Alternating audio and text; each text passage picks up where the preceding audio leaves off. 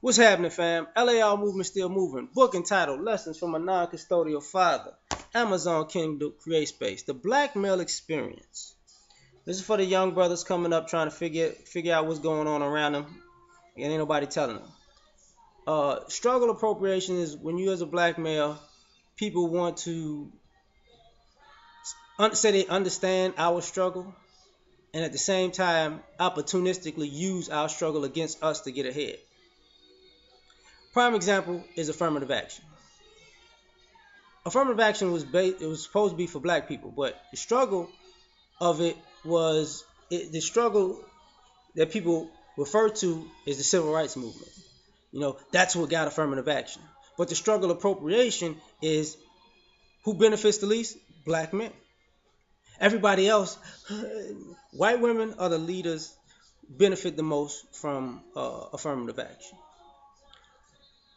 Then I think black women, because it's like a double thing, because they're a woman and black, so they make it a double minority. I don't understand that shit, because how can you be half of the population and a minority at the same time? It doesn't make sense, but whatever. Then you got, Hispanics, Asians, everybody else. But see, here's the thing. Everybody hopped on the bandwagon of affirmative action. And those people, white women will not get hired through affirmative action and hire anybody else but white women. Black women will get hired as affirmative action and try to hire black women. Same thing with Hispanics, they hire Hispanics. Same thing with Asians, they hire Asians. But the way the law got on the books is pretty much black male dominated. And everybody will have an issue with a black man getting a job. That's struggle appropriation. The drug laws. You notice, some of y'all younger, weed used to be the gateway drug. Now they're trying to legalize weed. See, weed dealers used to be looked at as black. When people think of weed, mentally y'all don't realize how programmed you are. You think of weed and somehow Bob Marley pops up. You get what I'm saying? So that's kind of the face of weed, right? But so when you can put a black face with something negative, because weed is looked at as negative. I don't care what y'all say, it's looked at as negative. Don't front. But when you put a black face on it, it's negative. And it was the gateway drug. And then the drug era, the crack era hit, because the cocaine era was going for a long time. The difference between cocaine era and crack era is this. Cocaine era is white people partying. Crack era is black murderous killers. Now, if you look at movies like Blow, Pulp Fiction, or the Netflix series Narcos, you see how glorified and deified whites and Hispanics, and sometimes in other movies, even in Asians, are for dealing drugs. Now, you flip that around, the propaganda with black guys is those evil, murderous killers. And you're like, what about them white guys, them Italians, them Jews, them Colombians, them Mexicans, them Peruvians, the Chinese people, the Japanese, the Yakuza, the triad. None of that. That's not. But people are like, they're businessmen. See, but at the same time, people use the stereotype of black men being the evil guy, and those black people are dealing drugs. Those black people are dealing drugs. And Fort Lauderdale, not a couple of days ago, there was 26 tons of cocaine were on the dock. Black people don't have no boats to get 26 tons of cocaine. Black people don't have no plug to get 26 tons of cocaine here. Black people don't manufacture cocaine. But once again, it's looked at like, we don't know who did this and how we don't even have a manifesto from the ship. We don't know. Because if they could trace it to a black guy, I can guarantee you that shit, they would have a name and a face and he'd be plastered all on the news. Now, that's the struggle appropriation, because there's no black guy to blame. It's just not that serious. As far as the legality of laws, See, there's a difference between, like, they're trying to make Bill Cosby the face of rape now, using the old the drug culture and racism of the civil rights movement around that time. Bill Cosby raped me in the 60s. He would have been dead if he raped you in the 60s and you said something. He would have been dead if you raped him in the 70s and you said something.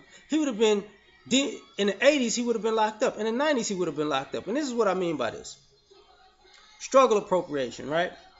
At the same time, you got a white guy who's a TV father who admitted on tape that he raped a family member. Nothing happened to him. This is actually a crime he committed. Nothing happened to him. You had numerous white guys who were convicted of rape who got 6-month sentences for committing rape, caught in the act, red-handed, you know. But the accusation of Bill Cosby, they try to change the laws in L.A. in California. They double back in Pennsylvania and break all of the laws that they set. That case was done, settled, sealed documents. A guy ran to be he ran to get an office on the idea that he's going to send Bill Cosby to jail, and people was like. But the flip side of that is Donald Trump is the next president. Doesn't have to show his taxes. He says he can grab women by the pussy. The thing with Hillary Clinton and Benghazi emails or whatever. Now all of this stuff that's going on with Putin and Russia being part of the election and hacking. Now people are just quiet because see.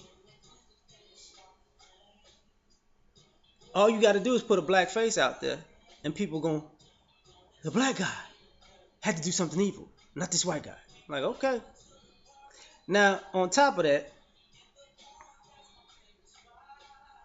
you got the gay blacks who struggle to appropriate. You notice no gay black guys get beat by the police. No gay black guys get killed by the police. You notice that?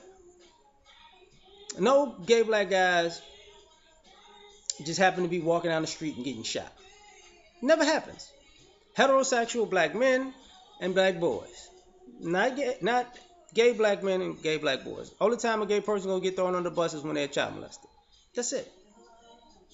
But they swear that they were part of all the struggles.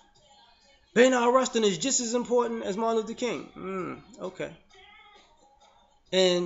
But you realize Bayard Rustin is important because he threw black people under the bus and black men under the bus. James Baldwin is gay, but people don't talk about James Baldwin because James Baldwin's like, I'm black first. Don't get it twisted. Gay people just can't rock with that. See, you cool with the struggle when you can demonize a brother. That's Bayard Rustin. You're not cool with the brother who's like, nah, I ain't rocking with you. And it's the same person is gay. So you're gonna come across people who are complete, utter hypocrites and opportunists. So at the end of the day, part of your experience as a black male is gonna be that people are going to hate you,